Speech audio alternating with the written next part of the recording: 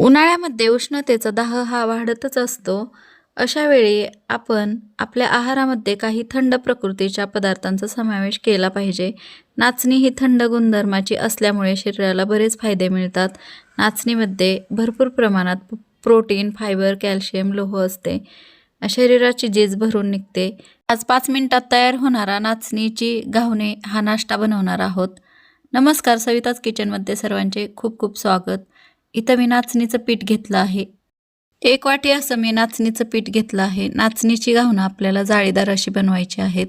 उन्हाळ्यात पौष्टिक व्हावं म्हणून आपण यामध्ये ताकसुद्धा टाकणार आहोत. तर तांदळाचं पीठ टाकलं आहे 1 चमच्यावर आणि लसूण मिरचीचा ठेचा टाकून घेऊया, म्हणजे ह्या घावण्यांची चव अधिकच वाढते अजून.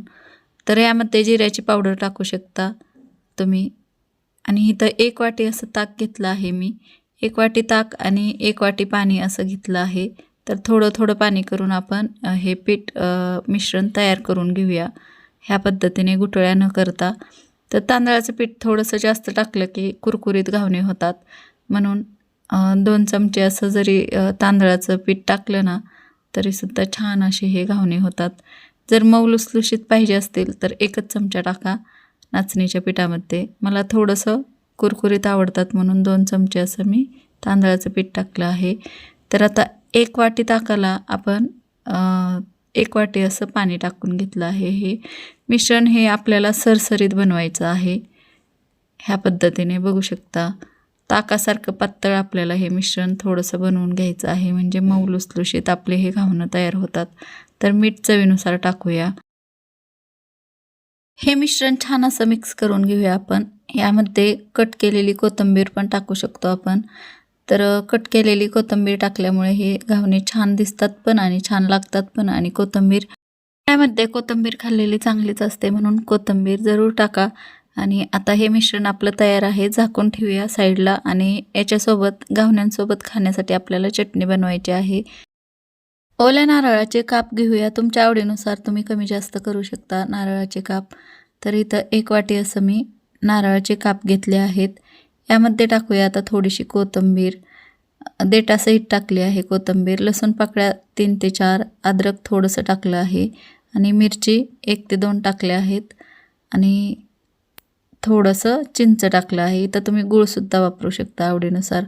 तर चिंच उन्हाळ्यामध्ये खाल्लेली चांगली असते, चिंच आणि कैरी. तर इथं शेंगदाणेसुद्धा टाकलेले आहेत मी थोडेसे, 1 ते 2 चमचे. चवीनुसार मीठ टाकूया आणि हे असंच आपण भरडून घेऊया अगोदर मिक्सरला लावून.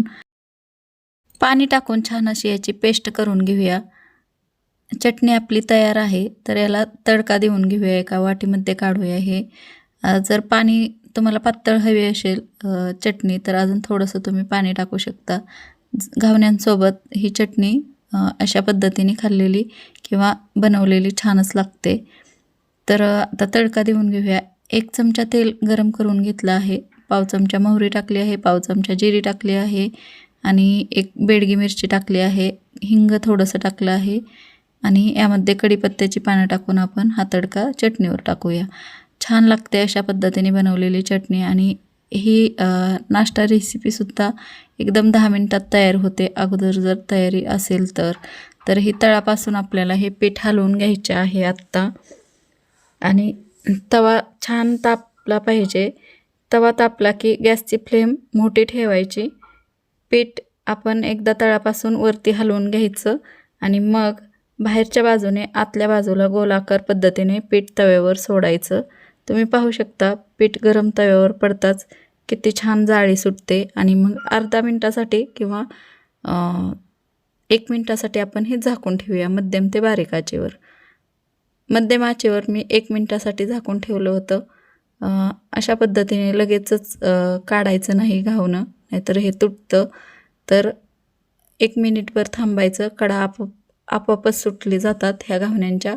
मग पलटी करून घ्यायचं. तुम्हाला जर पलटी नसेल करायचं तर अशा पद्धतीने घावणेसुद्धा मऊ लुसलुशीत होतात. घावणे आपले भाजून झाले की बघू शकता, हे उचलून सरळ टोपल्यामध्ये टाकायचं किंवा जाळीदार भांड्यात टाकायचं किंवा सुती कापड असेल त्याच्यावर पसरून ठेवायचं, म्हणजे हे घावणं चिकटत नाहीत एकमेकाला.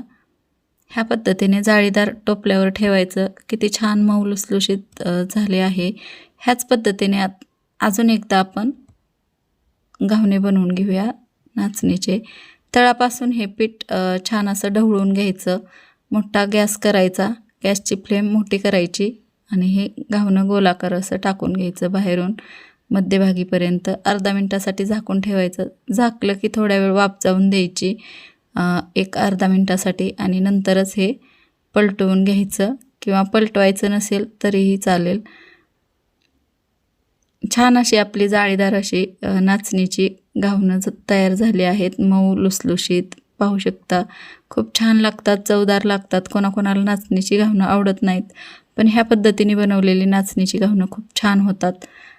आणि अशाच जाळीदार टोपलीमध्ये ठेवायचे म्हणजे एकामेकाला चिकटत नाहीत. पाहू शकता ह्या पद्धतीने मऊ लुसलुशीत जाळीदार आपले हे नाचणीचे घावणे तयार आहेत. ही नाश्ता रेसिपी तुम्हाला कशी वाटली ते कमेंटमध्ये नक्कीच सांगू शकता. तयार आहेत आपली नाचणीची मऊ लुसलुशीत जाळीदार अशी घावणं. तर आता सर्व करूया नारळाच्या चटणीसोबत. पाहू शकता खूप छान झाले आहेत.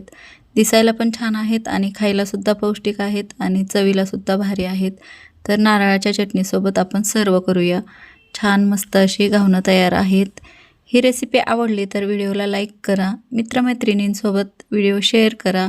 उन्हाळ्यामध्ये हा नाश्ता केला तर तुमच्या शरीरासाठी फायदेशीर आहे. अशाच रेसिपी पाहण्यासाठी सविता किचनला सबस्क्राईब करा. भेटू पुन्हा अशाच नवीन रेसिपीसोबत. तोपर्यंत धन्यवाद.